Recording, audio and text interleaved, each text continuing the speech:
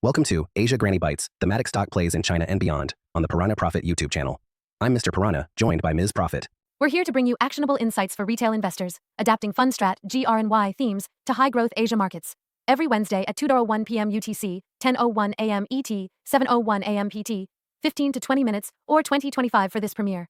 This is for entertainment only, not financial advice. Invest at your own risk. Past performance isn't a guarantee. Do your research and consult a professional. Full disclaimers, including no liability and subscription details, are in the description. Let's dive into the markets. Trade smart, piranhas. Welcome, everyone. Today, we're diving into Style Tilt Surge.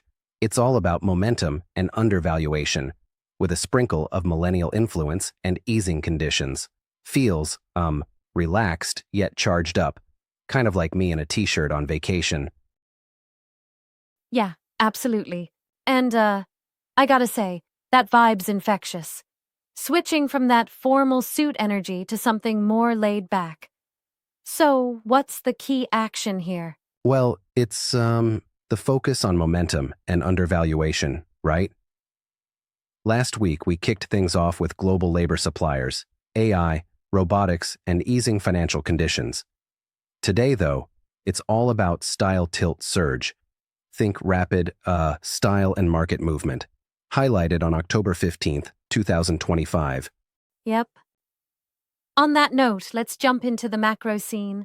Asia's markets are, pretty dynamic, but definitely under pressure lately. Right. So looking at China, the World Bank raised the GDP forecast for 2025 from 4.0% up to 4.8%, but then it's set to fall to 4.2% in 2026. And that's largely because of these, harsh U.S. tariffs, 100% on Chinese imports coming in November, which, chops off about 0.15 to 0.20 percentage points off GDP and boosts costs by around 10%. So tariffs are really making waves there, huh? What about other markets in Asia? Japan's not looking much better with a PMI at 49.2 in October, and wages have tumbled to 1.5% year over year in August from 3.4% in July. Then there's India with a robust PMI of 57.4, expecting 6.6% growth in 2025, and South Korea with a PMI of 51. As well as Singapore and Taiwan showing modest gains. Singapore's exports jumped by 4.5% in September, and Taiwan's semis are up 8% year over year. And, ASEAN is looking to grow at around 4.1% in 2025. Yeah. Wow, so you see this mix of growth, hesitation, and, mixed signals all across the board. And the PBOC's easing measures do kick in to support tech and financials. Exactly. Speaking of tech, let's shift gears to our picks, our Piranha Picks. We've got Tencent Holdings from China riding on a tech rebound. And then over in Asia, ex-China, we have Samsung Electronics benefiting from a semiconductor rotation and PMI recovery. Interesting. Let's get into Tencent first. They closed at 623 Hong Kong dollars as of October 14th, with a 25% YTD surge and 8% growth QOQ in Q2. Pretty impressive numbers, right?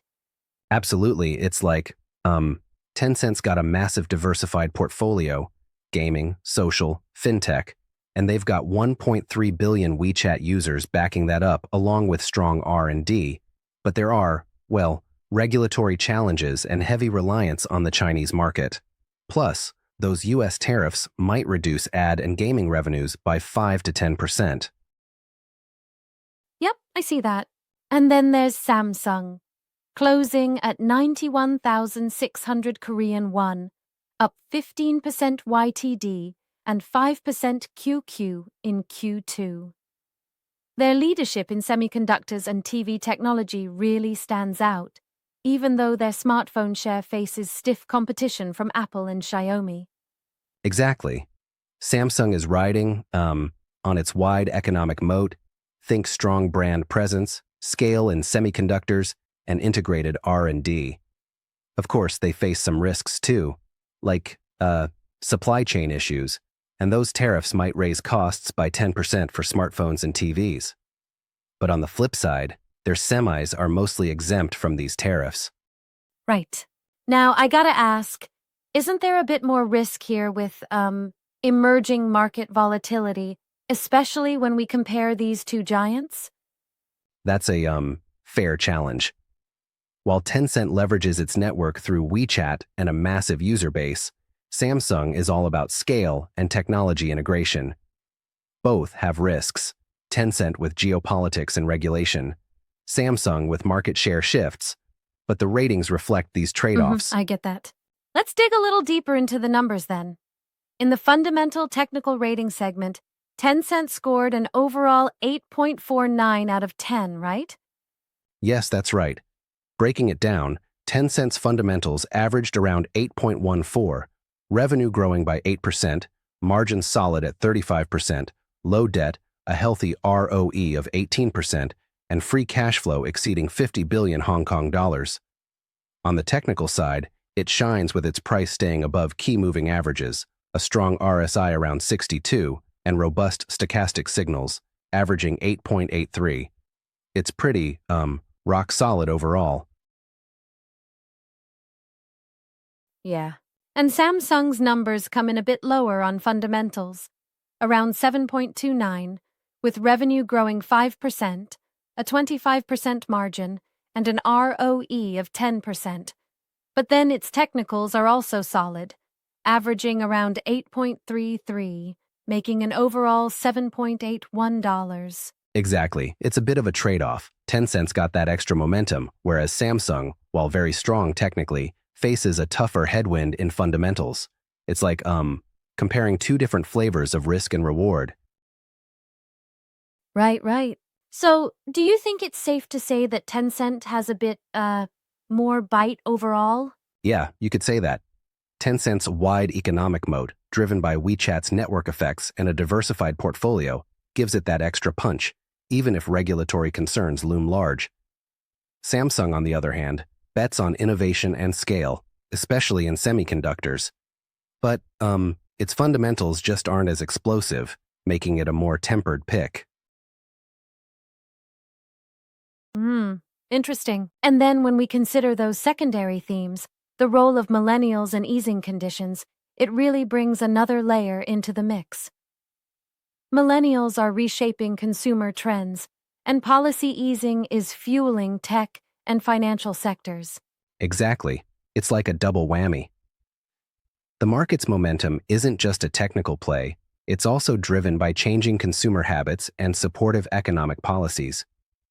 You see this with Tencent, where younger users drive digital engagement, and with Samsung, where emerging markets boost demand for tech. Yeah, exactly. It almost feels like a, perfectly brewed storm, with momentum, undervaluation, generational shifts, and easing conditions all coming together to create something really compelling. Absolutely. It's like a cocktail mixing high energy and solid fundamentals. And that's what style tilt surge is all about, capturing that surge when things line up just right. Yes, indeed. One thing I've been thinking about is, given these comprehensive ratings and the external risks, isn't it a bit risky to invest so heavily, say, in Tencent, with the looming regulatory and tariff concerns? That's a, great point. It's all about balancing risk versus reward.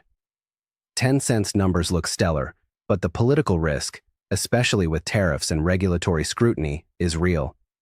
It's like, you're riding a great momentum wave, but you've got to watch for those rip currents. True. And Samsung, while solid, faces its own challenges with market competition and the slight uptick in costs. So, it really comes down to a careful, nuanced analysis of each pick's fundamentals and technical strengths. Exactly. Investors need to, look beyond just the numbers. Consider the macro environment, the strategic position, and the consumer trends. Style tilt. Surge isn't just a catchy phrase. It's a comprehensive strategic play capturing various economic trends. And as we wrap things up, it's clear that this episode isn't just about a momentary surge. It's a deep dive into, how companies like Tencent and Samsung are navigating complex global dynamics, from tariffs and policy moves to consumer behavior and tech evolution. Precisely, a multidimensional approach. And, it really reinforces that investing these days is as much about understanding broader themes as it is about crunching the numbers. From Asia's dynamic market shifts to company-specific SWOTs and ratings, there's a lot to unpack. Exactly. What a ride. It's fascinating to see how these layered themes come together, from high-level economic policies to the nitty-gritty of technical indicators. True that. And remember, there's more coming. Next up, we'll be diving into the seasonal score on October 22nd.